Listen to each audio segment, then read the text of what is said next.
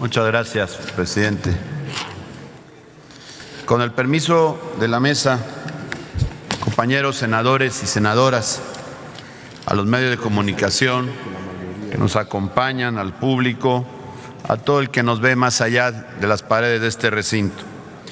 La corrupción es un factor que incide de manera negativa en el crecimiento social, económico y político del país y, por supuesto, de los estados. Genera pérdida de confianza en las instituciones, demora en la solución de los problemas sociales y en la lucha contra la desigualdad también se fracasa. Los actos de corrupción sin duda son reprobables en toda sociedad. Representan el abuso del poder por parte de aquellos a los que les ha conferido una responsabilidad pública, por lo que es necesario la construcción de un andamiaje jurídico para combatirla y erradicarla. Las cosas en México, a pesar de los esfuerzos que se han hecho, por ejemplo, en mayo de 2015, específicamente el 27 de mayo, que fue publicado en el Diario Oficial de la Federación, el decreto que reforman, adicionan y derogan diversas disposiciones de la Constitución Política de los Estados Unidos Mexicanos, y donde nace el Sistema Nacional Anticorrupción. A pesar de todo ello, hay mucho por hacer. Ya lo han referido aquí algunos de mis compañeros en las modificaciones propuestas a la Ley de Responsabilidades Administrativas, como también lo propone esta iniciativa que hoy presento. En 2016, el decreto por el que se expide la Ley General del Sistema Nacional Anticorrupción, la Ley General de Responsabilidades Administrativas y la Ley Orgánica del Tribunal Federal de Justicia Administrativa, todas ellas buscando eso, reforzamiento del Sistema Nacional Anticorrupción. Sin embargo, al tiempo que las normas secundarias de este sistema, la auditoría que transcurrían, la Auditoría Superior de la Federación llevaba a cabo la revisión en el año 2015 de las cuentas del 2011 y hasta el 2015.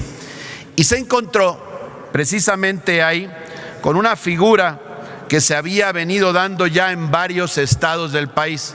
Específicamente se presentaron denuncias en 8 estados del país.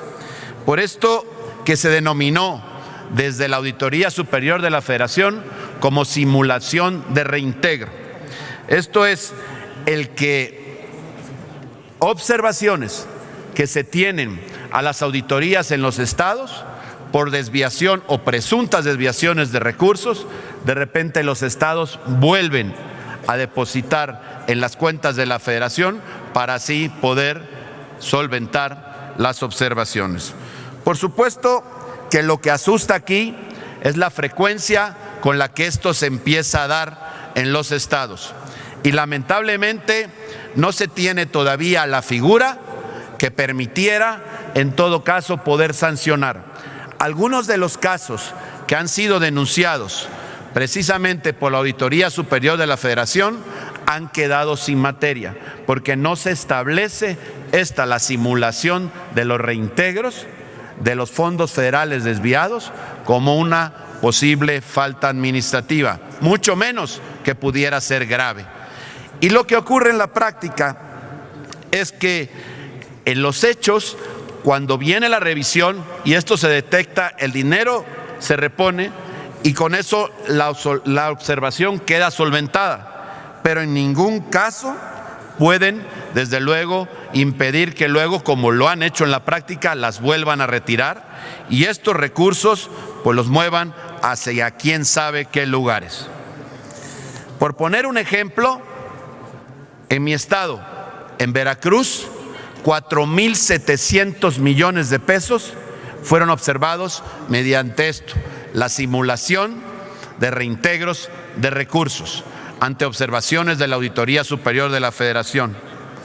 Y por supuesto que ¿qué es lo que pasó? Lo que ya dije que aplicó en todos los estados.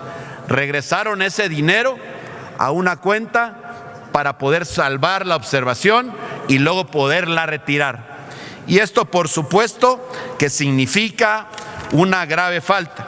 Aquí, por eso nos sumamos hace un rato a la propuesta que también tiene que ver y que complementa esta que hoy hago, del senador Samuel García, en donde él habla de crecer las penas, de llevarlas incluso a la totalidad de la vida del servidor público para que no pueda volver a ser sujeto de un trabajo en el servicio público. Y me parece que aquí de lo que hablamos es de incluir precisamente una forma de otra falta administrativa que no estaba conceptualizada dentro del Sistema Nacional Anticorrupción, para que así se pueda hacer, que de esa manera pueda también tocarle, si prospera, en la iniciativa del senador García, poder hacer que esta falta también se considere como una falta grave. Desde luego que el poder permitir que estas faltas sigan, lo único que hará es que, tomando en cuenta que los estados, su mayor fuente de ingresos, y en todos los estados del país eso es así, en unos más, en otros menos, es los recursos que provienen de la Federación, principalmente de 3 programas, pero en general los recursos de la Federación, son estos los que se concentran, se desvían, y cuando vienen descubriendo las faltas simplemente se simula esta reposición de recursos. Hoy es importante detener esto. Esta práctica hasta ahora no ha podido ser eliminada, no tenemos forma de poder descubrir cómo es que se ha venido dando y sobre todo el destino de estos recursos desviados, porque eso es lo que son, y que simplemente se simula el reintegro.